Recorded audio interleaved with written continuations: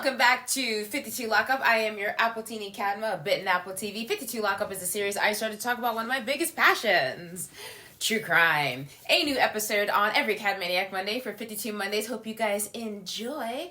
Be sure to comment, like, feedback, subscribe, whatever. You know the usual.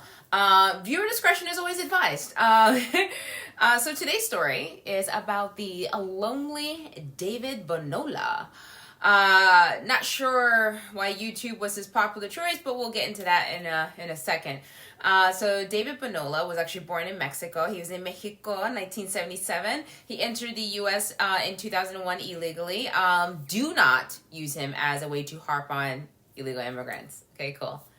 Discretion is advised. Anyways, so he's apparently a father of 2 children, but there's little knowledge about his offspring, so I'm assuming that because we end up finding out that he's actually divorced, I'm assuming he was divorced when he entered the U.S., but much like everyone else, he signed up when he came to the U.S. He's like, I'm going to get a Facebook, I'm going to get social media and stuff like that. He had his YouTube account. And on Facebook, he gained a lot of attention. Apparently, he had these gorgeous looking girls. People would comment like, wow, you look like a rock star. Like, oh my God, one even dared to say he looked like Bon Jovi. During his stay in the U.S., he sought out work like any other person would, and he became a handyman. Particularly, he worked as a heating and air conditioning repairman. During his off hours, he spent a lot of time on YouTube. Much like most of us, but let's get a rundown of what his public playlists on YouTube actually end up looking like. He actually would put together playlists showing a very deep interest in true crime, particularly in the Big Apple. Get it? Bitten Apple, Big Apple. But anyways, don't you dare compare them to us, especially me. I just happen to like true crime. Women watch true crime to learn how to escape. Just saying. I digress.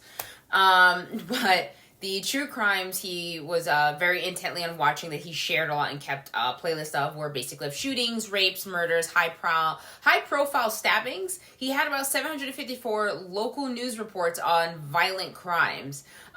Some of these crimes even included clips of the brutal stabbing of the 18-year-old, remember Tessa Majors in Harlem? Well, New Yorkers may remember, but Tessa Majors. And then there was another video of a Good Samaritan trying to break up a knife fight outside of a gambling den in Brooklyn. He even had one of the death of Drew Carey's ex-fiancée, Amy Hardwick, who had been stalked and killed, even though she was trying to kind of like get the police involved. But that's a different story. He apparently had created a public playlist titled Interesting, with videos that explained how an AK-47 worked, and apparently another one for rap music. But the other YouTube videos he seemed to be just as easily obsessed with, besides the true crime, was basically seducing women, sex, dating tips, things like that. So like how to win women back that were no longer interested. I'm going to read some of these titles for you. 7 mindsets that attract women like crazy. There were over 200 videos focusing particularly on this kind of material. He had a playlist that was called three older guy attraction tricks that will attract all women. How to be instantly irresistible. How to get a girlfriend even if she's not interested in you at first.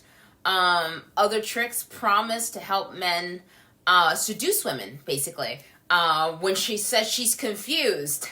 As well as things that are like, when she says she's not ready. I mean, she's not ready, but whatever. Sexually escalate with women. One clip even promises to teach men how to make a woman want you sexually. The channel even shares, some more graphic tips, if you catch what I'm saying. 3 ways to please a girl in bed. Dirty moves to try. How to go down on a woman. Videos on how to cope with an affair gone bad and dealing with even narcissists. How to make her miss you. 4 tips when it's not going anywhere. How to get your ex to think about you constantly. Toxic shit. How to break the loop of obsession. Stop being needy and insecure. Man, that shit. I'm sorry, I'm reading out the titles because it is evident that these videos don't work, right? Because regardless of how lonely he was, the problem with these kind of types of videos and tips is that they upkeep a patriarchal perspective of tricks, manipulation, deceiving, and lying to get someone, right, in a relationship by either lying, trapping them, or sex by lying and trapping them, right? The patriarchal perspective often teaches men from birth, like, you don't show emotions, we don't talk about emotions, which leads to unhealthy coping mechanisms, right? Because emotions are only meant for women, and we don't want to be anything like women, you know. Men who struggle to identify with their masculine, like, check-off list, they tend to be aggressive towards women, and particularly members of the LGBTQ community, hence the toxic masculinity, which ventures out in many, many, many ways. The truth is, conversation is key. That includes with others and yourself, right? Yes, relationships are hard. I understand that. Everyone understands that. But if the person doesn't want you, then walk away. There's no reason why anyone should have to feel like they need to have control over another person, have to influence the other person in order to keep them or to get them. Because it means in the end, they didn't really want you. So are you really achieving what you think you're achieving? You know what I mean? Like, make it make sense, right? Anyways, the patriarchal perspective will also suggest that, you know, sexual assaults just happen to women, even though there are men who are sexual assault victims. But again, these crimes tend to happen that are performed by men. Sexual assaults tends to be joked about, right? Because victims are often the blame somehow. Sexual aggression also comes from this perspective as well, because men are expected to sleep with a certain number of women, like 1 million, while women are not expected to sleep with every man. You know, make it make sense, but whatever. If there is a male, like David, you may see, who seems to be struggling with connecting with women and not obtaining his status quo, then he's not measuring up to being a man, right? This perspective also affects fatherhood as well, but that's not what this video is about. So for those who watch a lot of those videos, FYI, yeah, FYI, women do not need to be tricked into bed. It takes us about 5 seconds to decide if we want to sleep with you and if we're going to. The trouble with jumping into bed with a guy so quickly, our thoughts can run like a mile a minute, right? So our minds will be like, STDs, sexually transmitted diseases, is that going to be a problem? Personal goals of what type of relationship they may want, right? Maybe they want something short-term. Maybe they want something for a fling for the night. They don't know if this guy's going to be a little crazy, you know what I mean? There are plenty of women who are very interested in one-night stands and don't want to be bothered with anything much more serious than that. But you got to be honest with what you're looking for and what your intentions are towards the other person. The other issue is if the woman is not interested, then leave her alone. I hate the excuse of, but women play hard to get. It's not that all women, right, are playing hard to get. It's that a lot of women don't know which gun is loaded. You know, we don't know which one of you is going to, like, snap and kill us for either saying no, for not being interested, or for not going along with the coercion. You know what I mean? So it's a lot. There's a lot going on. Plus, if that was such a big issue, then why not just date or just hire a sex worker, right? You know, that kind of dating them wouldn't even scare you if you have, you know, having that kind of mindset, right? So sex workers are perfect, right? She's skilled. She knows what she likes. She can even adjust to what you like with consent. Whether you're paying or dating them, either way, they're skilled, right? No person likes to feel used, and sex is not for everyone. And I say this because sex is for all genders, but sex requires emotional intelligence, right? I don't care if you're 40 or 50 years old. That doesn't mean you have the emotional maturity to have sex, okay? Keep that in mind. If you were emotionally mature, you'd be able to tell the person that you're interested in or dating or just trying to hook up with for the night what you were into and what you expected, you know, out of them. You know, like if you're into polyamory relationships, fucking go for it. You know, then explain. Go over the boundaries of what you like, dislike, what you think will accept and not accept. But don't expect your partner to be monogamous while you're dancing around in polyamory. You know what I mean? Like, let's be fair. Don't treat people like they're only sexual objects, right? That will be discarded like the condoms you complain to wear. Whatever you are looking for sexually, romantically, or both, discuss it with who you are communicating with. The answer is no. It's no. If you're tricking the person into it, coercing the person into it, you're not really wanted. And if your goal is to be wanted by as many as possible, you're you're really not getting what you wanted to begin with, right? Because you're just coercing them into it, right? Get therapy, learn to communicate, and stop watching those videos. Yeah. Outside of that, FYI, let's get back to David. So David has this incredible playlist of all these like things that he's been watching, keeping track of. Even though he's watching all these videos, a lot of women complained in Queens that he was perceived as creepy. He was not getting that feedback, you know what I mean? Now, in the interim, Orsolya Gal was married to Howard Klein. She's originally actually from Hungary and studied at the Budapest Business School College of International Management and Business. Bam! That's a hell of a resume, right? And on her social media pages like Facebook, you can see that she loved, like, you know, going out for hiking. She loved traveling. She lived for live music performances. She would also utilize her social media accounts, also like even do things like help her youngest son to fundraise for his bar mitzvah. But it ended up being canceled because her husband contracted COVID. But she had two sons, and David and Orsolya, I hope I'm pronouncing that correctly, and I apologize if I'm not. I apologize so much to the family. They meet and they become acquainted. Now, there were some news outlets stating that they were lovers, but then there are some news outlets stating that they're still determining the basis of the relationship, right? And they're still waiting for like whatever the detectives have discovered, right? Either way, they become acquainted, and he works for her, right? So by working for the household, he knows where she keeps the spare key in the house, you know, so he can go make repairs. Allegedly, their affair begins about 2 years ago in the making, right? And in a sense, David, I guess, is finally getting what he's supposedly looking for, at least until the supposed alleged affair ends. And I say alleged for a reason, and now I'll go into that a little bit later. So here we are 2 years later, you know, on Good Friday, April 15, 2022, the mother of two sons.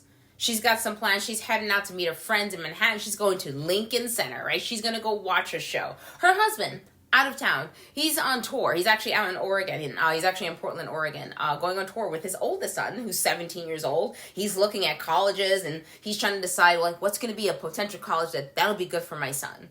You know, she's staying at home with Leo, the youngest. You know, she gets on the train. She's excited. She's going to see one of her favorite composers perform. She had an amazing last night with her friends. And the performance, you know, ends, and she's having a good old time. She starts to head home by train. She gets off at the Forest Hills station around 11:20 p.m. She decides, you know what? I want to get a drink before the night ends. I'm living it up right now. She grabs a drink, and then she begins walking the half-mile home to Juno Street. She arrives home around 12:20 a.m. on Saturday, April 16, 2022. Now, her son, her youngest, Leo, is upstairs sleeping.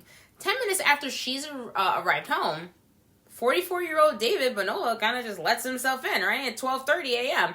You know, he knows his way around from either due to the affair or because of the jobs he was frequently hired for, but, you know, he uses his spare key. But apparently he surprised her. And she was not like, it wasn't like, oh my God, David. It wasn't like one of those. It was like, oh, what are you doing here? Orsolya now has to think on her feet, right? She sees that David's here, and now she's got to think of other things, right? Her son's upstairs sleeping. There's a lot, right? So the conversation begins to open between the two of them, and then they decide, let's head down to the basement to finish our conversation. I presume this is to prevent her son from waking up. Now, David did not seem to be having his way with the conversation, and this conversation now turns into an argument. Orsolya begins to tell David in the middle of this argument, like, all right, this is getting heated. You gotta go. You gotta go. David is ignoring her request. This is going back and forth, back and forth. You gotta leave. No. Leave. No. He decides, he grabs a steak knife and slashes her neck, stabs her over 60 times in her neck, her upper body, hands, fingers, the whole nine yards. Orsolya is trying to fight for her life. Forensics prove that she was covered in defensive gashes as she's bleeding out. David then proceeds to stuff her body into the hockey bag that belonged to her son that was sleeping upstairs. It takes about 4 hours for some footage to pop up, right? So it's around 4 going on 5, like 5, 4:30, that kind of thing, a.m. on Saturday morning. There's a video on some doorbell cameras of the neighbors seeing a man dragging a duffel bag down the street. and leaving like a faint blood trail from the door to where her body would be dumped outside of Forest Park. Now, by 8 a.m., Glenn Van Nostrand was out walking his two Rhodesian Ridgebacks on Saturday morning on Metropolitan Avenue. He's like, ooh, having a good old morning. He comes across this brand name bag that looks too good to be true. He's like, are they throwing this bag out? Let me see what's in it. So, and that's a New York thing to do. You see, you're like, hey, is this fresh? Is this good? I'm keeping it, right? So he initially thought that the duffel bag, was thrown away, is in good condition, like I said. And then as he gets closer to the bag, his dogs are like getting agitated, like, getting upset. And he finally opens it. And then when he looks inside, he said initially he thought it was a mannequin. He actually stated it didn't look very fleshy. It was more like a crash test dummy. And I thought it was maybe some equipment being used for something. I didn't think anything of it, which is what he told the Post. It was not until further inspection that he realized that this was a woman wearing black jeans and realized he was actually looking at a body laying in a fetal position. Of course, immediately he calls 911. Now, this case gets even wackier, right? Police arrive, they follow the faint blood trail because this woman, she has no ID in her, they have no idea who she is. They follow the faint blood trail back to her home on Junior Street where her son was still sleeping. Yeah. So, police get up there, like, bang, bang, bang, bang. And then they see Leo, and from what I understood, they just didn't even ask questions. They were like, book him! Bam! They just completely arrest him, right? They handcuff him out of the house. This kid's got no clue what the hell's going on, and neither one of his parents is around, right? That is a horrible, let me rephrase that. That is a fucked up way to find out that your mom died, right?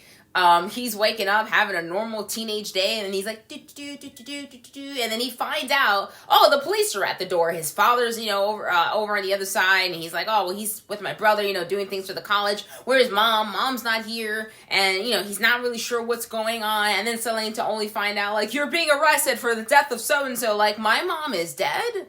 What? That's some PTSD trauma right there. But Leo did inform the investigators that he didn't know where his mother was, except the fact that he knew that she was going to this musical performance at Lincoln Center. Of course, it would be later discovered that his name would be cleared and that there were no signs of a break-in, right? So everyone knows, you watch true crime, no signs of a break-in means, bam, you know the killer. Meaning the person probably let them in, usually. So while this is going on, apparently, David took the time to send a series of chilling text messages to her husband from an unmarked phone after he murdered her. Your wife sent me to jail some years ago. I'm back. Your whole family is next. These text messages are what made the headlines in the tri-state area, right? These text messages are what makes me question if there was a real relationship between them, right? So here's my thing.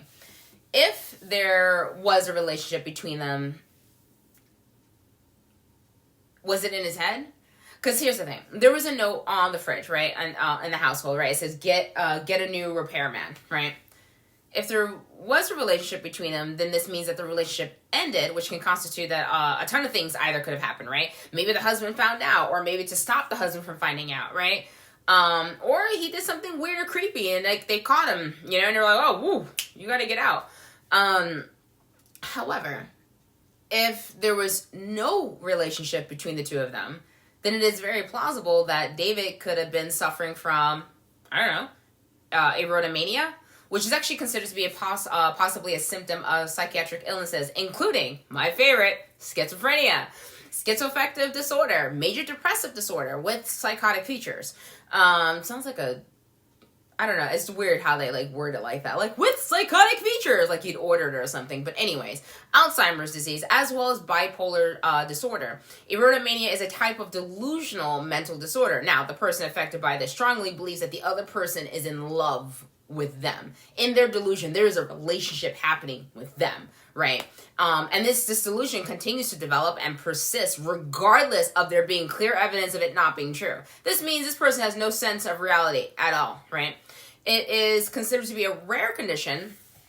However, I did note that it claimed that it affects women more than it affects men.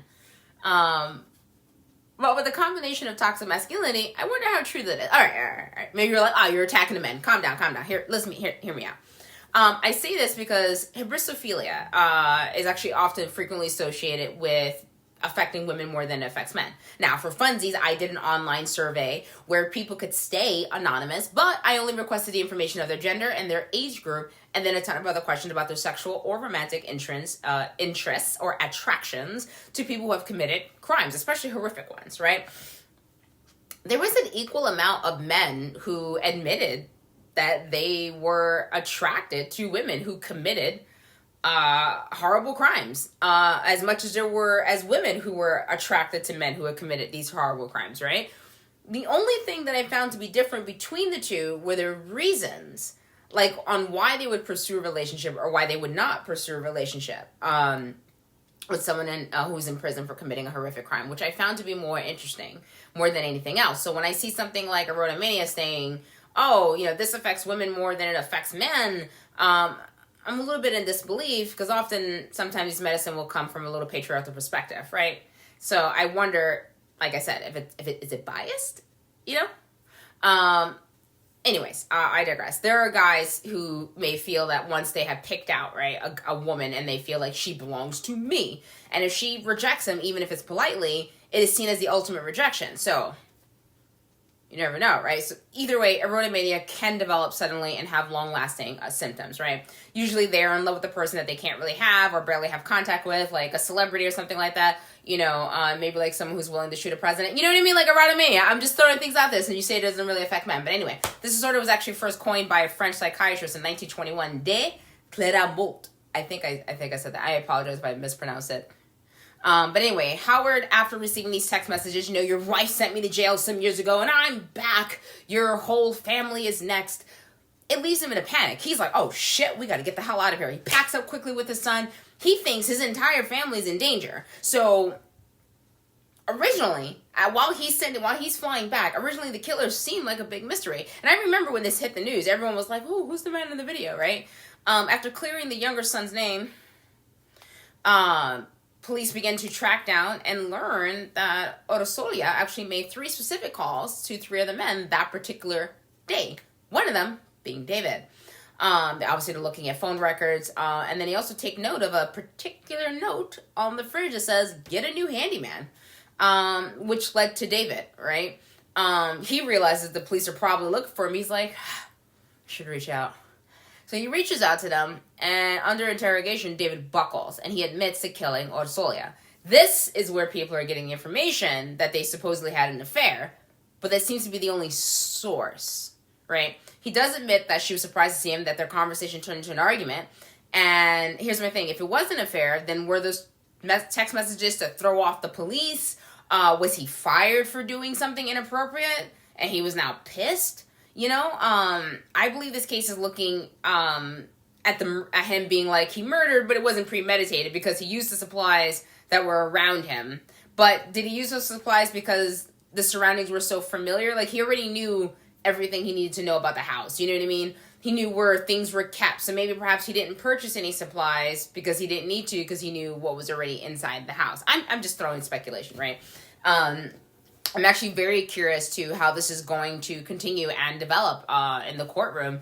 And if they can prove if there really was a relationship between the two of them, or if he's simply just fantasizing the entire time while he was working with them.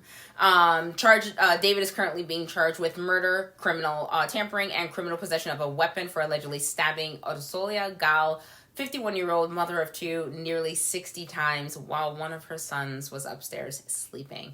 That kid is going to need a lot of therapy between sleeping, knowing what happened, probably having survivor's guilt, and then even the trauma of being arrested when he didn't even know what the hell was going on. When it comes to like these cases, I know they say like, oh, this kind of like mental disorder tends to affect women, but let's say if I'm right. Let's say if he does have erotomania. That means in his head, the entire 2 years that he was working for them, he legit thought they were like in a relationship. I know they're saying like, oh, I don't think this is premeditated because he used these last minute supplies, but he knew the house. Like he knew the house well enough to know where she still kept her spare key. He made his way into the house. He knew the husband would not be around. right? Otherwise, he wouldn't have shown up. There's just too much access for David to have for me to think it wasn't premeditated. And let's say if it was an affair, right? And she's like, it's done, it's over, there's nothing we can do about it, let it go. He's obviously going there to convince her otherwise after watching all those YouTube videos, right? And if it doesn't go his way, his only solution would have been probably to kill her, right?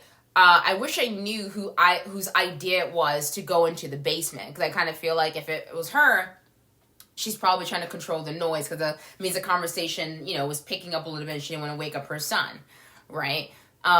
If it was his idea, then I'm thinking he would have planned it a while ago, knowing that there would have been tools for him to use. They would have had a knife or a kitchen or whatever the case may be. He would have had access to stuff.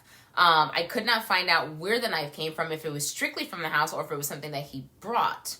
But again, if he did not have any kind of relationship with her, that means in his head when she broke up with him, that he was probably going to kill her anyway, because he would have not been able to get her back, against her will, like all of those YouTube videos. Yeah, please listen to my advice.